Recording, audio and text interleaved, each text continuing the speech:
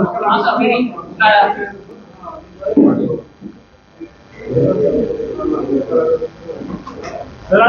परिषद घेण्यात येत आहे, काय नेमका विषय? काल राष्ट्रवादीचे नेते माजी मंत्री doctor Jitendra Awhad inverted commerce यांनी पुन्हा एकदा नवी मुंबई इथे जी राष्ट्रवादी काँग्रेस पार्टी शरदचंद्रजी पवार गटाच्या उमेदवार सौ सुप्रियाताई सुळे यांच्यासाठी एक जी सभा आयोजित केली होती आणि कळवा येथील सांस्कृतिक कार्यक्रम होता, शिमग्याचा पालखी नाचवायचा, त्या सांस्कृतिक व्यासपीठावरनं पुन्हा एकदा जे काय त्यांच्या आखलेचे तारे त्यांनी तोडले आणि राष्ट्रवादीचे राष्ट्रीय अध्यक्ष, राज्याचे लाडके उपमुख्यमंत्री माननीय अजितदादा पवार, त्याचप्रमाणे प्रांताध्यक्ष खासदार माननीय सुनीलजी तटकरे साहेब यांच्यावर जे काय आरोप केले याचा तर निषेध मी करतोच।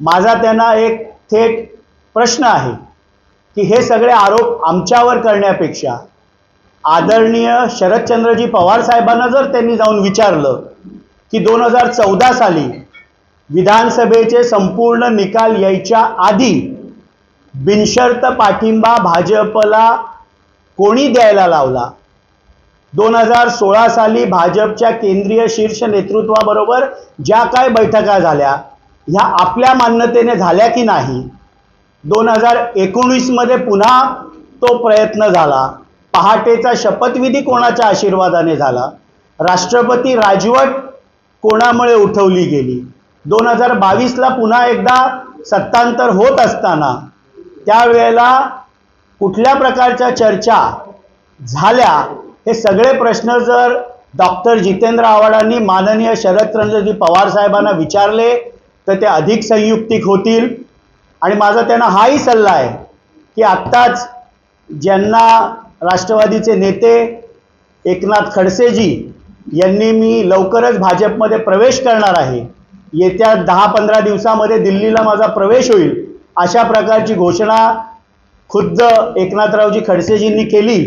त्यांना जाऊन विचारलं की साहेबांनी आपल्याला काय कमी केलं होतं, 2020 मध्ये आपला पक्षप्रवेश झाला, राज्यपाल नियुक्त आमदारांमध्ये आपलं नाव पक्षाकडनं आमदारकीसाठी गेलं, राज्यपाल नियुक्त आमदारकी आपल्याला मिळाली नाही, तरी लगेच 2022 ला जून महिन्यामध्ये ज्या विधान परिषदेच्या निवडणुका झाल्या त्यामध्ये माननीय एकनाथरावजी खडसेंना पक्षातर्फे आमदार विधान परिषदेचं बनवण्यात आलं। त्या एकनाथरावजी खडसेंना त्यांनी प्रश्न विचारले तर बरोबर जास्त अधिक बरं होईल।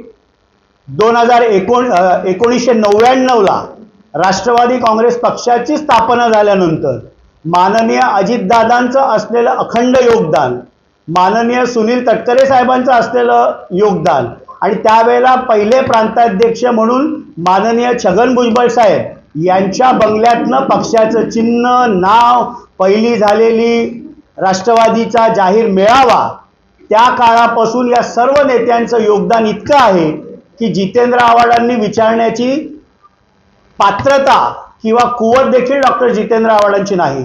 सातत्याने सूर्याजी पिसाळ आणि खंडू खोपडे हे आमच्या नेत्यांना ते बोलत असतात, पण राष्ट्रवादी मधला सूर्याजी पिसाळ आणि खंडू खोपडे कोण असेल तर तो जितेंद्र आव्हाड आहेत। ठाणे जिल्ह्यातील अनेक नेते हे त्यांच्या छळाला कंटाळून पक्ष सोडून गेले, त्यामुळे डॉक्टर जितेंद्र आव्हाड होश में आव, आपली पायाखालची वाळू आता सरकत चाललेली आहे। खारलँडच्या इथे देखील त्यांनी जे एक सांस्कृतिक व्यासपीठ होतं की पालखी नाचवण्याचा कार्यक्रम तिथे सांस्कृतिक होता, तिथे देखील जाऊन त्यांनी अशाच प्रकारची आगपाखड केली। मी तर त्यांना 24 तासामध्ये चॅलेंज दिलं होतं, तुमचं पक्ष कार्यालय अधिकृत आहे का अनधिकृत आहे सांगावं। त्याही वेळेला त्यांनी कांगावा केला की खारलँडचं ग्राउंड कोणी बंद केले, ग्राउंड बंद व्हावं ही राष्ट्रवादीची भूमिका अजिबात नव्हती। ते ग्राउंड त्यांनी त्यांचं जे व्यक्तिगत जहागीर केली होती त्याला राष्ट्रवादीचा विरोध आहे। त्या ग्राउंडमध्ये सांस्कृतिक कार्यक्रम व्हावेत, कळवेकरांनी त्याचा आस्वाद घ्यावा, आनंद घ्यावा, पण ती त्यांची वैयक्तिक जहागीर नाही। तुमचं कार्यालय अधिकृत आहे का अनधिकृत आहे हे मात्र कळवेकरांना तुम्ही आज तरी सांगा, हे मी त्यांना पुन्हा एकदा चॅलेंज देतो.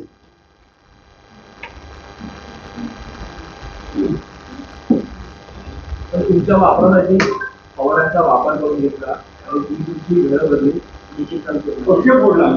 नाही, मी स्पष्टपणे सांगितलं ना की 99 साली पक्षाची स्थापना झाल्यापासून महाराष्ट्रातल्या कानाकोपऱ्यातील कार्यकर्त्याला देखील माननीय अजितदादांचं योगदान, माननीय छगन भुजबळ साहेबांचं योगदान, माननीय तटकरे साहेबांचं योगदान हे माहिती आहे.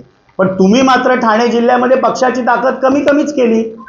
आणि माझं त्यांना आव्हान आहे ना की आता भिवंडीची जागा महाविकास आघाडीमध्ये आपण सुरेश उर्फ बाळा म्हात्र्यांना उभं केलंय, तिथे जाऊन त्यांचा प्रचार करावा. 4 तारखेला कळेल की आपल्यामध्ये जिल्ह्याचं नेतृत्व करायची तरी क्षमता आहे का. महाराष्ट्र तर खूप दूरची बात झाली.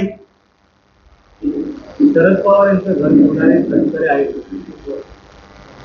अरे मी काय बोललो की बाबा सूर्याजी पिसाळ, खंडू खोपडे जर कोण राष्ट्रवादीमध्ये असेल तर ते डॉक्टर जितेंद्र आव्हाड आहेत. कोण कोणाचं घर फोडत नसतं. एक वेगळी राजकीय भूमिका अजितदादांनी घेतली आणि म्हणून मी त्यांना पत्रकार परिषदेच्या सुरुवातीलाच प्रश्न केला की माननीय शरद पवार साहेबांना जाऊन त्यांनी हे प्रश्न विचारून खुलासा तिकडनं घ्या ना की 2014 साली काय घडलं, 16 साली काय घडलं, 19 साली काय घडलं, 22 साली काय घडलं. त्यामुळे सातत्याने आपल्या अकलेचे तारे त्यांनी तोडू नयेत. सर्व कार्यकर्त्यांना, महाराष्ट्रातल्या तमाम जनतेला काय वस्तुस्थिती आहे हे 5 जुलैला ज्यावेळेला माननीय अजितदादांनी METच्या त्या जाहीर सभेमध्ये स्पष्ट भूमिका घेतली त्यावेळेला ते सत्य